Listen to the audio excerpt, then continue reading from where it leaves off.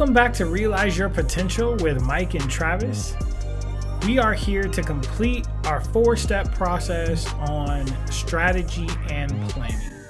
So we went through and we started with the miracle questions. If it was a perfect world and there was a miracle happen tomorrow, what would that look like? Then we went through a free association brainstorm where we kind of put just all the thoughts out on the board so that we can begin to start organizing them. And through that, we started talking about crafting a goal. What's our goal? What's our end goal? Whether that be short term and long term, and then longer term goals. We kind of talked about that. And then now it is, taking all of that stuff and putting it into an actionable plan with pivot points and check-in points to make sure that we're moving in the right direction. Kind of as Mike talked about at the beginning of the series, you don't want to get 75% through this and go, oh crap, I'm moving in the wrong direction, right? So that is kind of the point we are at now, so that you can then take action and get your hustle and grind on, right? And so let's talk a little bit about that. But before we dive into that, Mike, you got to tell them what they got to do. What do you have to do? Like, subscribe, and comment. Let us know. Comment. Man, we love the comments that are coming through, but we'd love to see more. We really want to create a community. People are sharing ideas. It's really, really exciting place. But let's get back to this super fake scenario of me wanting to be a snowboard coach and starting that type of business, because that would just never, ever happen. But let's kind of start talking about that a little bit and get back into that scenario. So last episode, where did we leave off, Mike? So we left off right here in terms of 2 goals that Travis landed on, which was to understand the business of what he wanted to do, which was either to hire someone to sort of do most of the work, or that he was going to try to do it himself. But within that, he was going to try to find out exactly what it is the business was calling for. And with that, he felt like the first course of action, which was a sub-goal of that, was to sit down with a professional, a coaching professional in snowboarding, and have discussions about it. So at this point in time, in regards to this concept of monitoring and him implementing that strategy, the conversation is then, well, how did it go? Like, were you able to achieve that? Do you have more awareness around what you want to do for your business, and not what modality you want to choose, but what modality you want to choose in terms of what that's going to look like, right? So let's dive into that. So talk to me, Travis, about what you discovered. So found out that, man, being an expert, just like being an expert in anything, is going to take a little bit longer than I thought. So I think the business model that is really going to be feasible for me to get off the ground is, how can I either subcontract or hire a couple of snowboard professionals who could help people learn this. What I'm finding is that a lot of people who compete in snowboarding, that is their passion. They have the time to really teach, and it's something that they're also passionate about. So what I think is beneficial from talking to, the person that I talked to was, I think there's an opportunity for me to share some of my strengths when it comes to coaching and teaching with him, to make him more effective, and my ideas around marketing and growing a business, to take his skill set and the things that he's fantastic at and turn that into a really successful business. And if I could start with maybe 1 or 2 people like that and then kind of grow from there, I think that's the business model that makes the most sense. Wow. So it really sounds like you took the bull by the horns and was able to follow through with those 2 things that we had up there, and you're able to achieve sort of what your business, how cool is that? Right. Yeah. Well, it was pretty easy when I found out how long he'd been doing it to become a professional. I don't got that kind of time. Right. So, I enjoy snowboarding, but I don't have that the amount of time it would take to really become a professional at it. Right on. So now it sounds like we're at a place to where we need to pivot. And after the free association brainstorm we did on the board right here, scene, right? We're no longer role playing, but in this scenario, we would want to then start to talk to people about, all right, so what's next, right? What do we need to sort of craft next in terms of the next milestone or benchmark in terms of what you want to see, right? So let's define that out. What is actionable, etc. And at this point, we're coaching, teaching, and educating people about this process. So, we would want folks to come up with their own sort of benchmarks, milestones to where they're actually doing this for themselves. And our job is to continue to help explore with them these sort of things that they want to continue to do to move forward. Yeah, so in this scenario, would that be sort of, okay, great, now we know what our real goal is. My goal is to get the business to a place where I can have a couple of clients per month over the next 6 months. My business model is this. Okay, so now we would talk about what the specifics are to pulling off that. And I would potentially write those down. Not potentially. I would write those down so I could really action those steps as a plan to pull off this kind of first goal of having a business,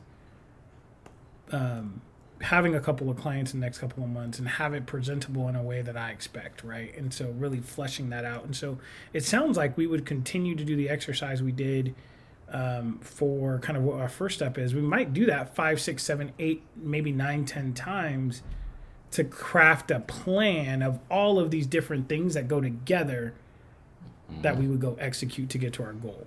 Is that correct?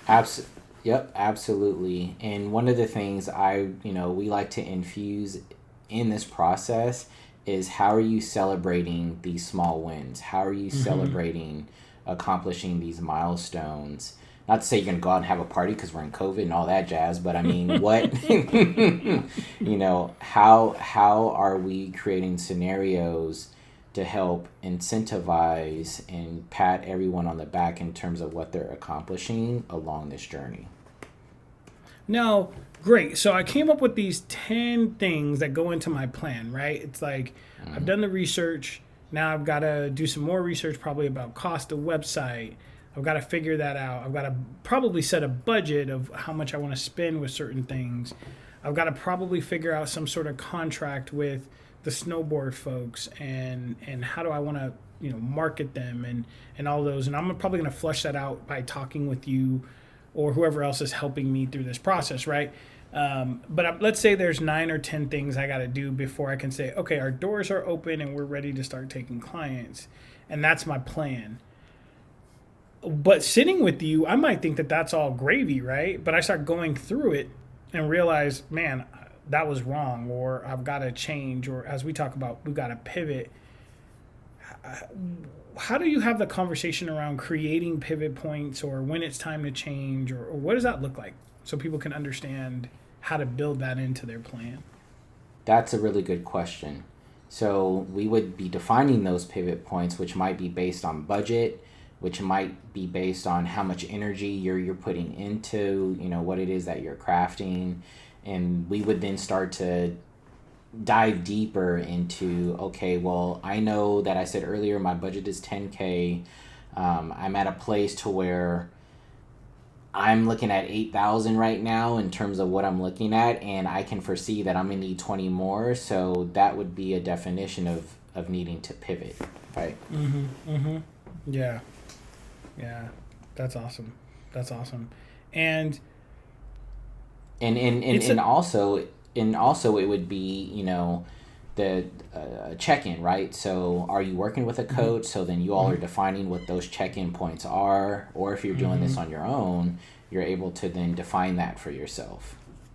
Yeah, and I think, sometimes telling people it's okay to fail, right? Like, I think sometimes people don't want to put in pivot points or look at their failures because they don't want to seem like a failure. Hey, I don't want to fail. I don't want to say that I couldn't do it or I made a mistake. But it's okay to fail. Frankly, you need to fail. If you're not failing, you're not growing. And so the reality is you have to build these pivot points into your process so that you can look at it and go, man, I made a mistake here and this is where we've got to go. Or maybe the mistake is not yours. It's just a part of the process that you didn't know and understand. But really understanding that, I think, is really, really important. And like how I view this sort of part of the process is, I mean, video game lovers out there, but if you're playing any type of war game and you're going to a military checkpoint, that's how I see it in my head. It's like, all right, cool. This is a pivotal place where I need to stop and evaluate my plan. Am I being successful? Am I not being successful? What are the learning opportunities? Do I need to reach out to more people to help in terms of resources? You know, so it's like, what is my checkpoint, my stop, which is defined to then evaluate, all right, it's time to look at this plan. Is it working or is it not working? If it is, let's continue to do it. Do we need to tweak it? Maybe, maybe not. If it's not working, where do I need to then adjust? Yeah, very, very good. And let's take everybody through this example one more time so you guys can see the specific places inside of this example of how we took these 4 steps to strategy and planning and put them into this example. So the first was, okay, I found out what my passion was. I got my mindset in the right place, and I got professional help or help in any way to get me on the path. And then I sat down and I did a miracle question, right? What is my miracle question? If I woke up tomorrow and it was a miracle, everything was exactly the way it should be, what does that mean and what does that look like? And I went from the passion of snowboarding to, okay, I don't necessarily want to compete. I want to make some money doing this, right? And so what does that look like? I want to be a coach. Okay, great.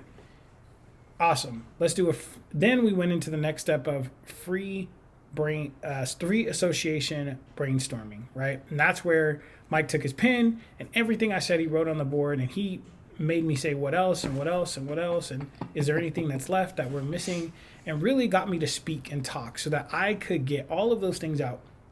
And once I got all of those things out, we could then start to craft a goal. We could start to organize those things and say, what are your short-term goals? What are your long-term goals? And then what were our longer-term goals? And one of the things that we realized before I could even get to building a plan is I had to understand what were the challenges going to be with a potential business model to get to my end goal. And so we started actually doing part of the plan by doing some research. And then through that, we would continue the process that we did for understanding that specific part of our plan, those questions that Mike asked, taking us through that process. What are the action steps going to be in actioning that? And then building a plan of maybe 5, 6, 7, 10 things that look exactly like that, right? To move towards the end goal of opening my business and starting to take clients in about, 6 months, I believe, right? And so how do I get to that point? And then with Mike, we build in pivot points, or with myself, I'm doing it on my own, right? What are my check-in points? Where do I look at, whether that be from a time perspective or whether that be from a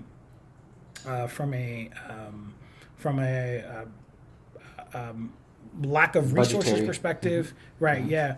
Where do I check in and how do I check in? Building that into the plan, and then staying honest and executing that plan afterwards, which will be the next segment. Once we get through a couple of guests that can help us understand these concepts from a practical perspective a little bit more, got a good variety of guests that we can speak to about these topics. But then that leads us to the hustle and grind section, which will be our last part of this series, which is just how do we execute. Any last thoughts on that, Mike? Because I know we took people through like a whirlwind right there. Any last thoughts about the significance of the strategy and planning section? Yeah, I think some of the takeaways are, if you're aware that you're a structured person and you need bullet points, then align this approach to what fits for you, because again, the idea is like these are functional, right? So you can take the idea and the concept and mold it to what you know your strengths are in terms of how to implement it, right? So I would say just want to share that reminder. So yeah. And like, share, and like, share, and subscribe. Yeah, like, share, and subscribe. Thank you for joining us on this journey. We've got some great guests lined up for this section, just like we do for every other section. So tune in next week and see our first guests. We're excited to show you who they are. So talk to you soon.